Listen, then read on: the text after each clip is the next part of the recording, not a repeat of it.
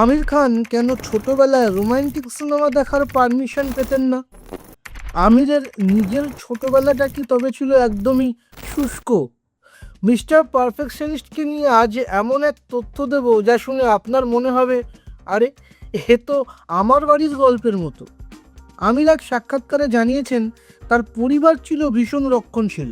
শুধু শনি আর রবিবার পুরোনো দিনের ব্ল্যাক অ্যান্ড হোয়াইট ছবি দেখার অনুমতি ছিল। প্রেমের ছবি নইব নইব চ।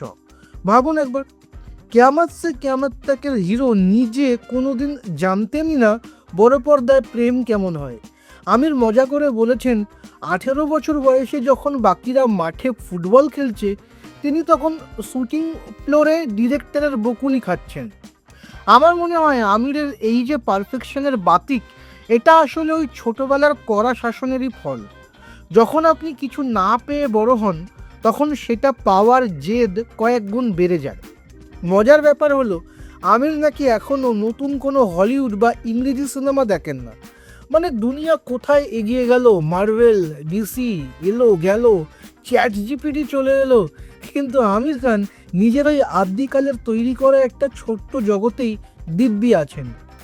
আসলে যখন আপনার নিজের একটা কাল্পনিক জগৎ থাকে, তখন বাইরের দুনিয়াটা একটু পানসে লাগতেই পারে। আচ্ছা, আপনাদের কি মনে হয়, ছোটবেলায় ওরকম নো মুভি রুল থাকলেই কি মানুষ পরে গিয়ে আমিরের মতো সাকসেসফুল হয়, নাকি বাকিদের মতো আমরাও শুধু লুকিয়ে চকলেট খেয়েই বড় হতাম? কমেন্টে আপনাদের মতামত লিখুন।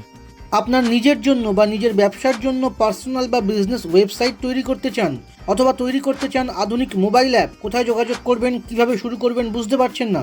যোগাযোগ করুন নিচে দেওয়া ফোন নাম্বারে। আপনার সমস্ত প্রশ্নের উত্তর পাবেন এখানেই।